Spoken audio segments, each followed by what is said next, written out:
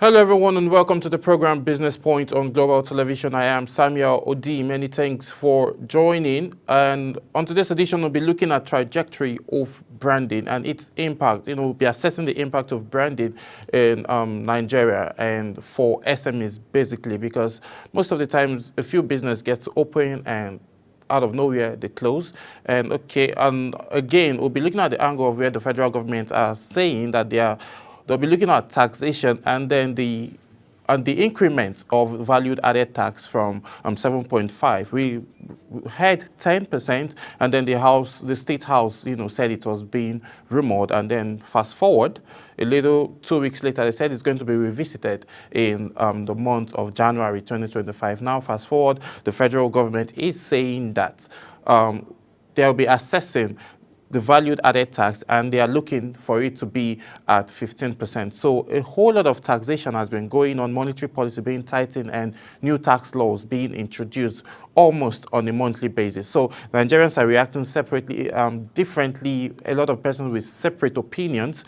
But today we'll just be looking at, those that are still in business that have not closed up shop. We'll be looking at how we assess the trajectory of branding and how it's going to help impact each person's business and how it affects Nigerians generally. So I have a guest who will be joining me virtually who will help us understand all of this, who is an entrepreneur. He's joining me virtually from Abia State, Umuahia to be precise. His name is Chidike Edmond. Good morning, Mr. Chidi, if you can hear me.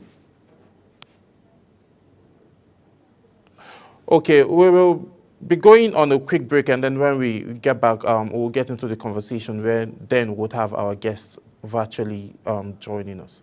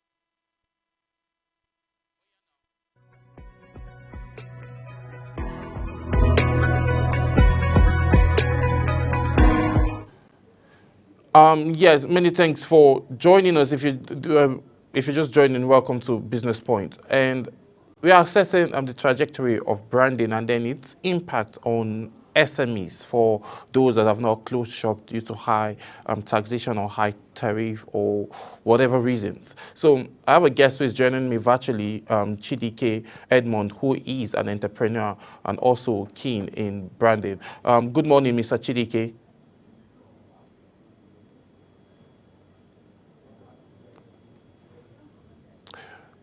If you can hear me, thank you so much for joining on today's edition of Business Point. Yeah, good morning and thank you very much, Mr. Sam. I'm glad to be here, and I hope we're able to discuss keenly the topic of branding and how it impacts SME in Nigeria.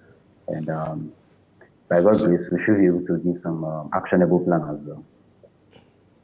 Yes, talking about actionable plan, what are the basics to start with when it comes to branding? You see, when it comes to branding, I think most entrepreneurs get it wrong. Um, Describing branding to be equal to marketing. They are two different components. So, first one must understand that branding is a long-term venture. It's not something that you start today and finish tomorrow.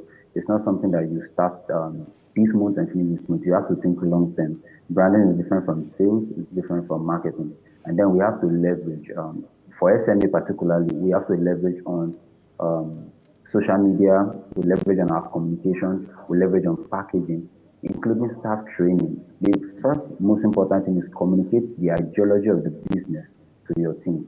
Once your team can understand what you are doing, then branding is a win. When you get branding wrong, it can affect the entire business. And there are lists of Nigerian enterprises, big enterprises, multi-million, that have fell to the ground due to poor branding or poor communication. Let's look at this other angle. What's the how does branding directly impact sales and then customer loyalty? Because most of the times, a lot of people like always emphasize on the way people tend to brand their goods. So, does branding capitalize, or does it lead to more patronage? Yes. Okay, let me cite this example. Sometime 2 years ago, there was this big business, a bank particular, that sent a message to its customer for the Easter, the death of Jesus Christ. And what they wrote in that mail communicated great controversy, and then they lost millions. That is branding. Branding goes beyond just logo and color scheme. It goes beyond the polo, the t-shirt, and the customer service. That mail they sent out, I will not mention the name of the bank, but let me just cite the content because I got the mail too. He who is without sin, let it cast the first stone. Immediately there was controversy in the market, and the next day they came to apologize. But before the apology, they lost millions just that day. So if you get it wrong with branding, you lose customer loyalty. What your branding does for you, like a logistics firm, for instance, a very popular one that we know, GIG, has this consistency in its branding so that when it rolls out a new product, you always want to come back. And it rolls out something new, you want to come back. When you look at somebody like Nine Mobile, translating from Etisalat to Nine Mobile, the branding did not first showcase to Nigerians what they clearly was sending out. And then you can see the drop, the backdrop. Here in the Southeast particularly, I can count how many people use that product and then losing their share to other competitors in the market. You go into the banking sector, like I cited, you see a bank like Oceanic Bank, when they rebranded or before it become part of the EcoBank business group, when they rebranded, there was a little mistrust from the customer, and that caused people to leave them. Aero contractors, PHCN, and so on and so forth. So once you miscommunicate your brand, business is going to be affected. Customer loyalty is not going to come back. You look at a big brand like Indomie, look at a brand like Coca-Cola. Those guys came out heavy in branding. And today, Coca-Cola as a brand is even more expensive than the product itself. All right. So once you can get your branding right, whether you're on a budget or you are not even looking at the budget, you just want to do something. If you miscommunicate your budget, if you miscommunicate your branding rather, you're going to lose customer loyalty. So then from the tone of message, from the communications, from the mails, from the social media, everything must be deliberate and must communicate the business idea to the public. And that is how you get good branding skills. And how you know your branding is working is when your branding is able to give you referrals. A customer or a loyal customer is not the one that bought once. It's not the one that bought twice. It's the one that bought once, comes back, buy the second time, and then refers somebody to buy. And even when that person does not want to buy, buys the product for the person. That is when your branding has communicated customer loyalty.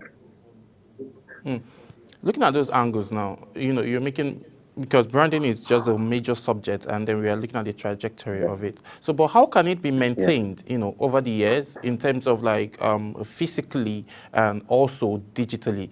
Like you made mention of a few persons, wearing clothes of a particular brand, Yeah. and so how can all of those things be maintained and be consistent over time, physically and digitally? Okay. So First, I recommend for SME to have a team. You can't do everything by yourself. Most times, being the manager of a business, sometimes it's not proper.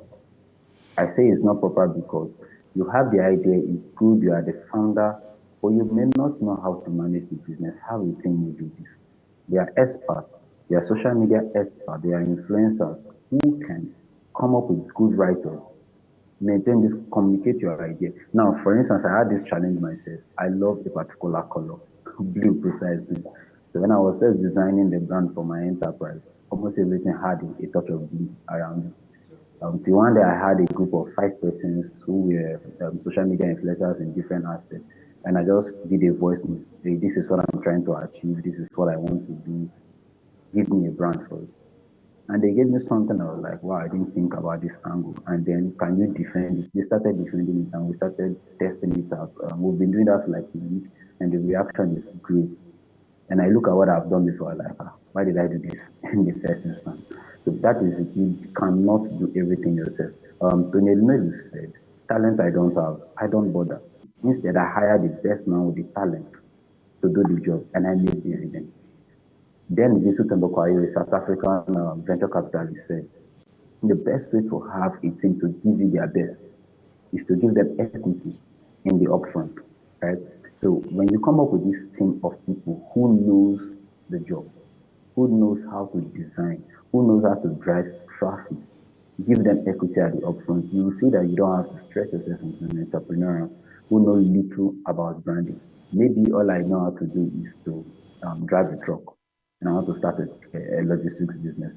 I shouldn't worry about the branding. Let me get a man who can do that for me, who can maintain good conversation on Instagram, on Twitter, on Facebook, on LinkedIn, on every platform. Now, look at the dynamics. LinkedIn and Twitter are not the same. It's different from Facebook. So if I am conversant with Facebook, I need somebody who knows LinkedIn. I need somebody who knows Twitter. Each of these platforms has its own rules and dynamics.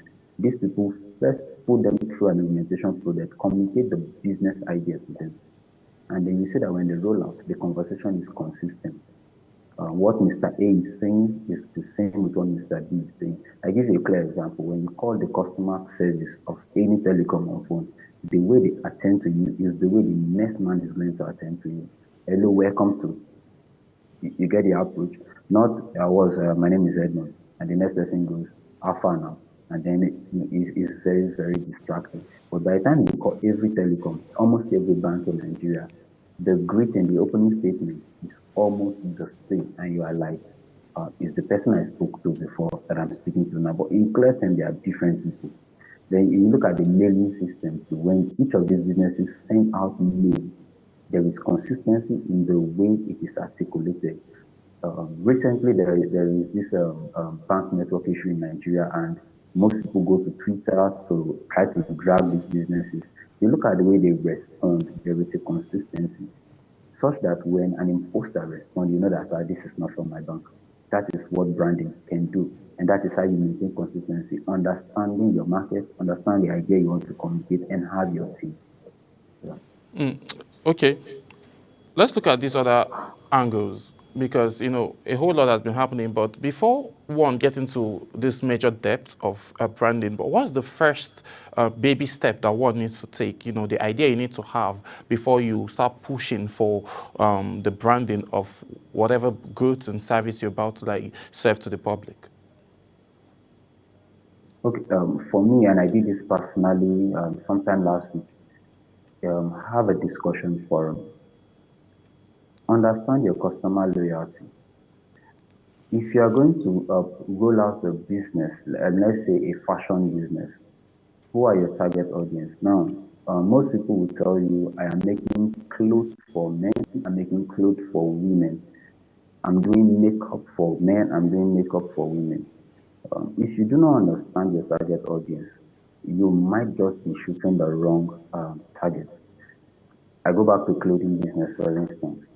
If I want to go into fashion, I need to call my team and then understand that we are going for bespoke. Bespoke meaning we are going to craft our wares ourselves. Who are the people that can pay for this? isolate those people, and then what is their area of interest? For instance, Ferrari. Ferrari will not come out and sell their cars in the open market. That is a way of branding for them. They know that the man who is going to buy Ferrari is at the launching of one private jet. So they are going to take their market to that aspect. So if I'm doing clothes, I know that this type of clothes I'm going to make out is going to be worn by executives, suits, for instance. I am going to come up with something that resonates around those set of people.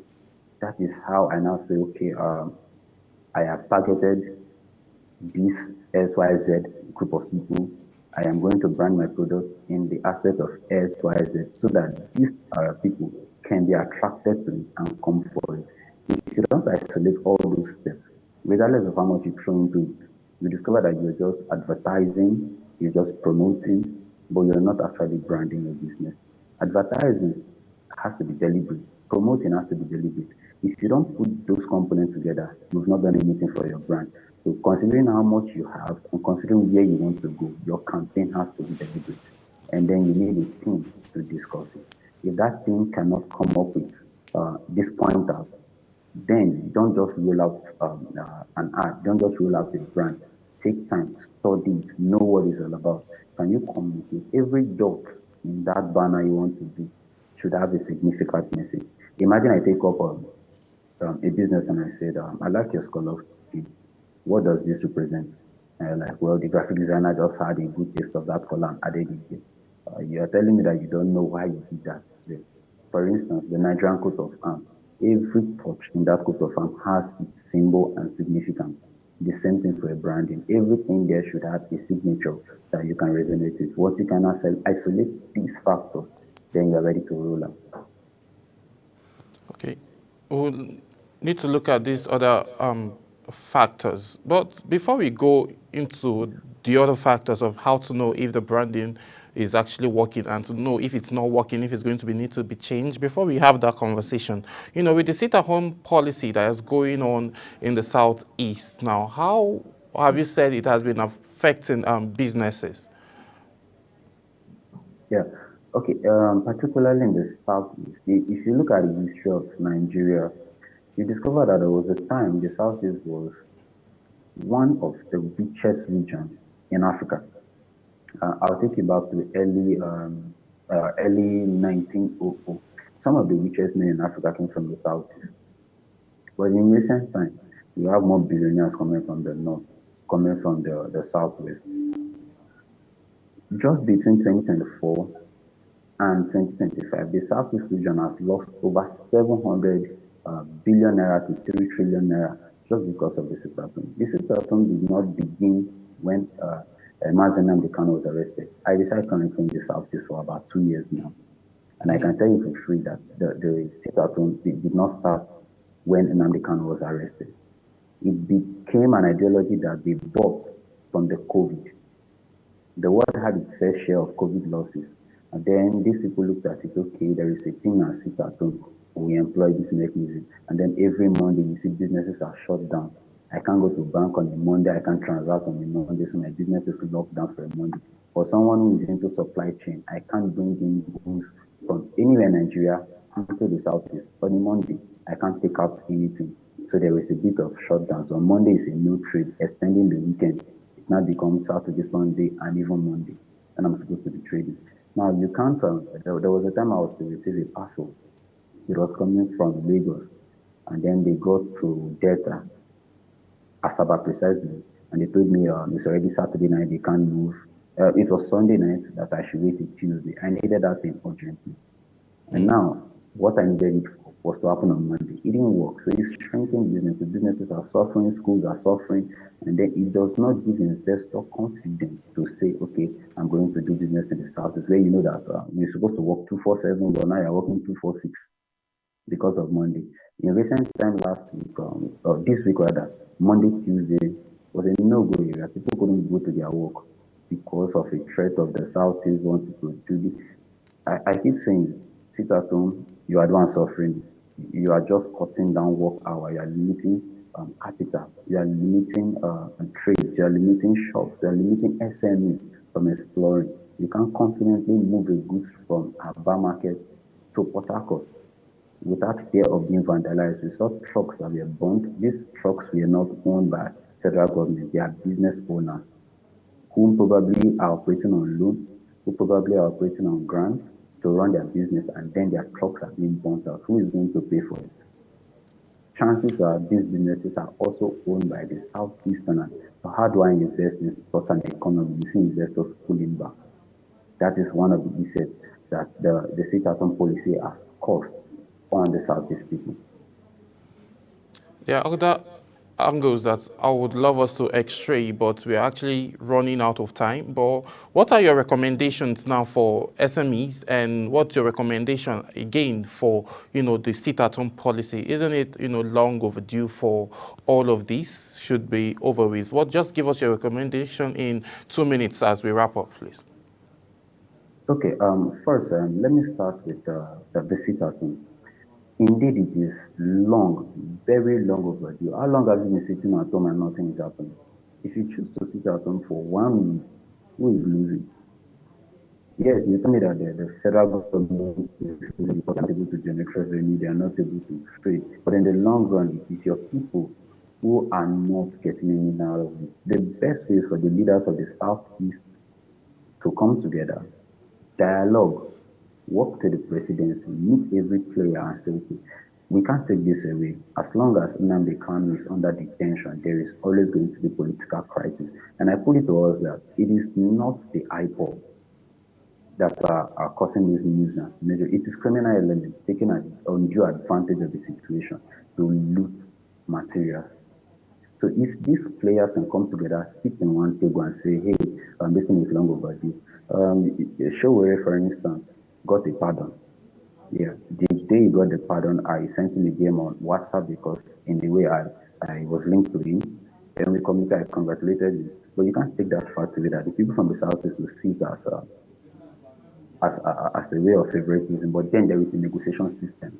Can we have employ this negotiation system for the Southeast? It will work and calm the situation of the country, and then we discuss at the back. So this will go a long way. Then on the issue of branding, SMEs generally has to be deliberate. You don't need money, first of all, to start a business. Yes, you need money. You can't start a business without money, but you don't need money to start a business. You need money to scale a business. So in the same way, before you start up, discuss what you intend, what is the goal of the business, what is the objective, how do you want to push. When you have this, then you can now come out and design a brand for your business. When the brand fails, you must have a KPI to test, a key performance index to test if your brand is giving results or not. When this index is not working, be more than willing and take it on you to pull down that brand and redesign it in a way that it resonates your business ideas with the people. So that's my word for every young entrepreneur and especially the Southeast. Right. Thank you so much, Chidi Edmond, for all of your input and taking our time to join us on Business Points this morning. I really appreciate you. Thank you very much. My pleasure. Yes, that's how much time will permit us to take on today's edition of Business Point. And thank you to all the production team for making today's edition seamless. My name is Samuel Odi. I'll see you again tomorrow for another business update, and as we dive into different sectors of business locally and internationally. Bye for now.